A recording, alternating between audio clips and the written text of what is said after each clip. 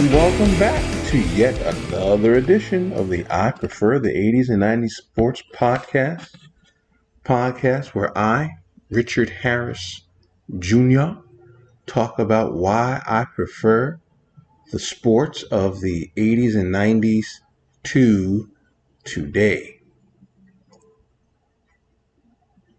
Kind of a somber day, a lot of things going on in my life, a lot of things going on around the sports world, making me a little sad. Yesterday, we lost football icon and Dick Butkus, middle linebacker for the Chicago Bears. When you say that name, it sort of makes you stand up straight, makes you, feel a sense of pride.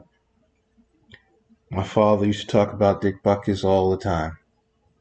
Loved Dick Butkus, loved the way he played football. If he played football that way today, he'd be a poor man because the NFL fined players for vicious hits. But the one thing about Dick Butkus that no one ever said was he was a dirty player.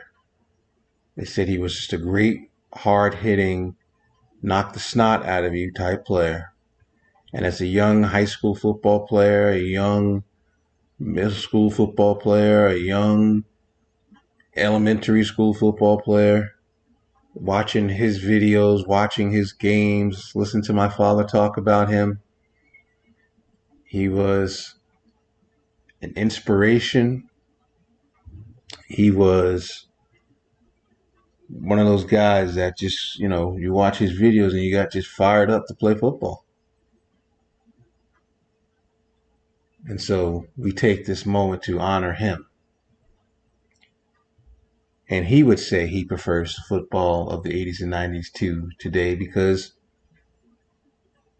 one of the reasons why I do this show, I told you, I said, I don't feel like the players today, the analysts today, and the coaches today have a clue about the games. And we further that more today in discussing last night and other games around the globe over the last, let's just say this season. We won't go last year. We'll say this season. When you watch USC play Colorado last week, USC was up 34-14, kicking the crap out of Colorado. Game, for all intents and purposes, was over. Colorado came back, made the game respectable. Now Colorado believes that it is arrived even more, even though they haven't. And they're lucky in a lot of ways they're not playing Arizona State at night. They're playing them during the day. Night games in football, college football in particular, different vibe, different attitude. That's why when Arizona State played USC 2 weeks ago, they played them at night because there's something about night games in Arizona. And I can give you a litany of games and teams that went to Arizona State or Arizona and played and lost at night. And it's shocking. I digress. But why did USC let them back in the game? The defense let up a little bit. They didn't run the football. Football today has become a sport of idiot geniuses. And I say idiot geniuses, which is I forget the word, but they contradict one another. Because you can't be an idiot and be a genius. But there's so many and so many different walks of life, including myself. I'm an idiot genius. And what that means is we think we're smarter than we are. We make things harder than we do, than they need to be. And we don't see what's right in front of our faces at times. Complicate things because we think that we are smarter than everybody else. And the reality is we're not. The NFL today plays a game where and the college game as well, where common sense is wrong. Common logic is wrong.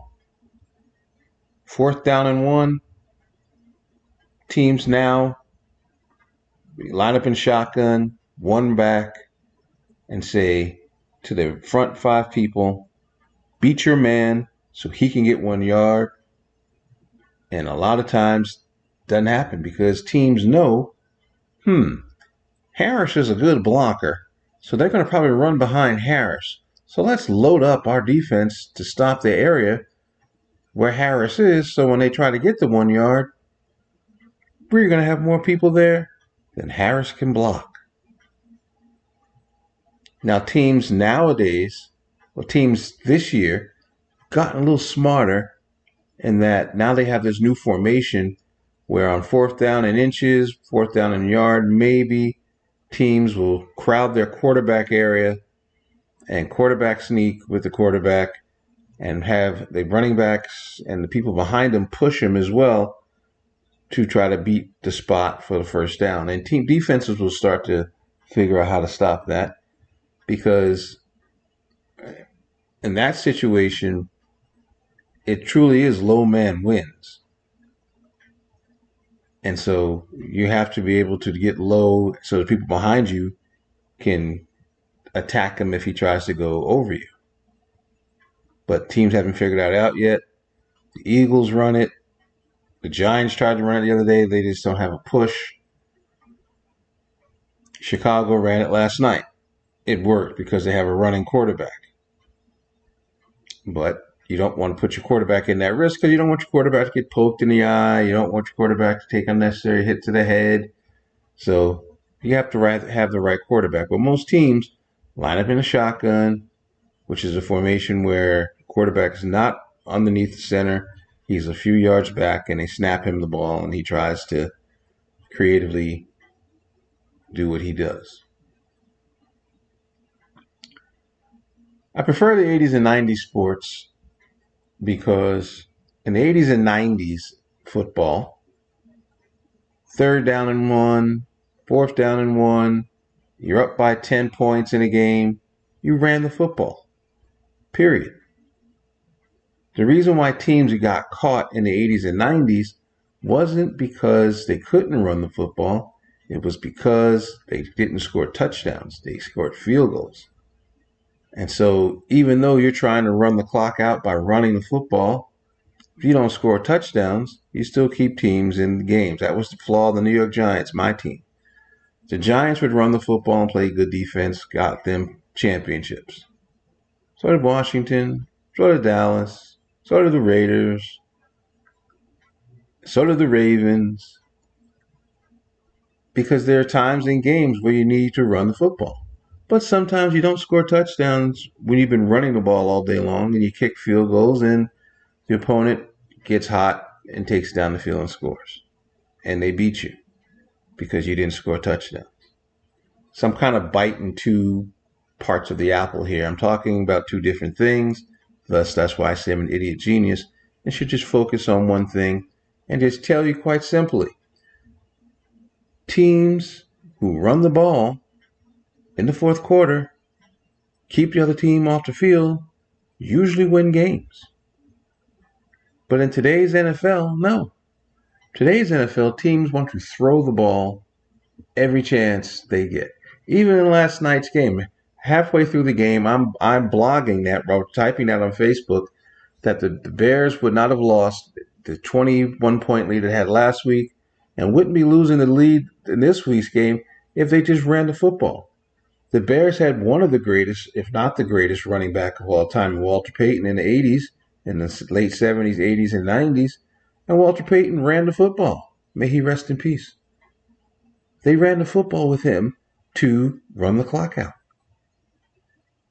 The Giants had Rodney Hampton, Joe Morris, Brandon Jacobs, Otis Anderson, run the clock out. The Cowboys had Tony Dorsett, Robert Newhouse, Emmitt Smith, run the clock out. The Steelers had Jerome Bettis, Bam Morris, Barry Foster, run the clock out. Yes, bad things can happen. Cleveland Browns, my God. Ernest Biner running in to possibly win playoff games against Denver. Fumbled. It happens. But right play. Just something crazy happened. Now you say certain teams can't run the football. The Chargers right now. Eckler has been out for the last 3 weeks. The Chargers play all these games that are close that come down to the very end. Maybe if they ran the football and ran the clock out, the other team wouldn't have a chance to come back to tie them. Maybe if they stopped going for stuff on 4th down and 2 and 3 and punt the ball, or stop throwing the ball on 4th down, 2 and 3, maybe they wouldn't be a team that people scratch their head about and say they'll beat themselves before they beat you. And then last night, as I was trying to say before I digressed, I'm writing this on Facebook that Chicago should be running the football, bleeding that clock out. Chicago has a lucky thing happen. The quarterback throws a pass, and it tips the finger barely of the Washington defender, but it tips right into the hands of the Chicago receiver, and he goes 70 yards for a touchdown, thus icing the game.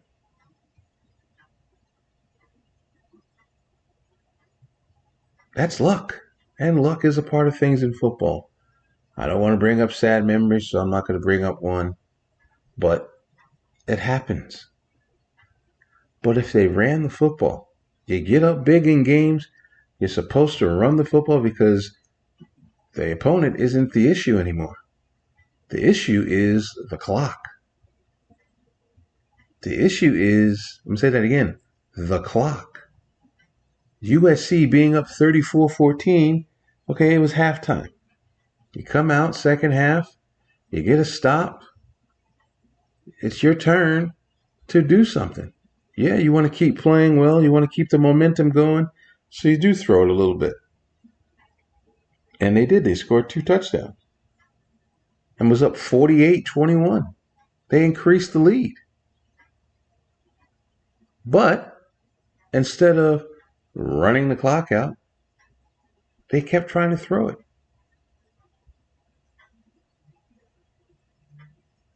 And you're like, why?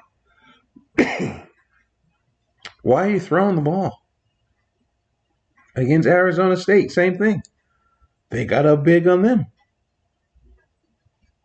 Against Utah twice last year, up big. So, let's keep throwing it. Throw that one pick. All of a sudden, you can't run the ball because their defense is now jacked up because they got to stop. And all of a sudden, Utah comes back and wins. All of a sudden, Arizona State makes it a respectable score. Same thing with Colorado. And you went from being ranked number 5, now you're number 9 because the pundits are saying you can't stop nobody. You can score 600 points. But one game, someone's going to score 601 and beat you because you can't stop no one.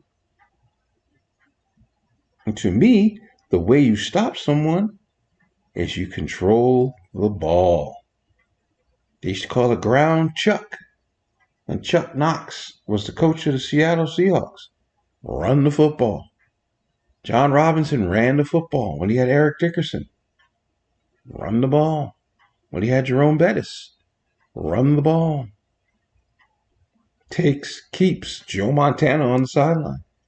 Keeps Tom Brady on the sideline. Keeps Patrick Mahomes on the sideline. You know why Buffalo gives Kansas City fits? Because Josh Allen runs the ball himself, so they can't get off so Kansas City can't get them off the field. Same thing with Lamar Jackson. Gives them fits because they can't get off the field because they can't stop the run. Cincinnati They can't stop the run.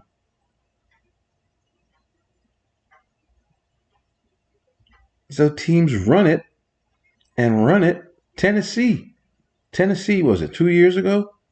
Derrick Henry ran all over them. Mahomes watched most of the game. Didn't play most of the game because Tennessee had the ball. Because they ran the football. And this idiotic notion that the executives have today in football, that they don't have to pay running backs because the quarterback's the most important position, is foolish and false. The Atlanta Falcons dominating the Patriots in the Super Bowl, up 28-3 in the third quarter. Do they run the football? No. They're still trying to throw the ball. Run the football. And yes, you can say, well, if they had made that field goal, the game would have been out of reach and blah, blah, blah. If ifs and buts were candies and nuts, what a party we'd have. But the point is, you run the football. You keep them off the field. There's no reason why a struggling Denver offense can get hot if they're on the sideline because they can't get on the field because the Bears are running the ball down their throats. Last night's game, the running back for the Bears, Herbert, had 73 yards on 8 carries in the first quarter and a half of the game. Why'd they go away from the run? Run the ball the whole game. Give him the ball 32 times and let him get 190 yards. That's what the Colts didn't understand about Taylor. If you look at his history and you look at his games, he's good and bad. And he's only bad because running the ball with him, running the ball with Derrick Henry, they take it to the house. They don't run the ball and they get tackled for a 10-yard gain, a 9-yard gain, a 7-yard gain, 6-yard gain, and you're happy. No. They take it to the house, which is what they're supposed to do. And so they're quote-unquote bad because we're running the ball, Richard, but damn it, they're running it for touchdowns. We can't win that way. Yes, you can. When Tennessee was really good, when I said 2 years ago, I had them and the Packers as the number one, as the Super Bowl, which didn't happen. They both got knocked out in the first round. But what was the key to both of their seasons? Jones and Dillon ran over everybody. Derrick Henry ran for almost 2,000 yards, running the ball. So when you're watching football this year and your team is up in the fourth quarter, what are you going to scream at the screen? Run the damn ball. And you know what your team's going to say? We can't. We got to throw it.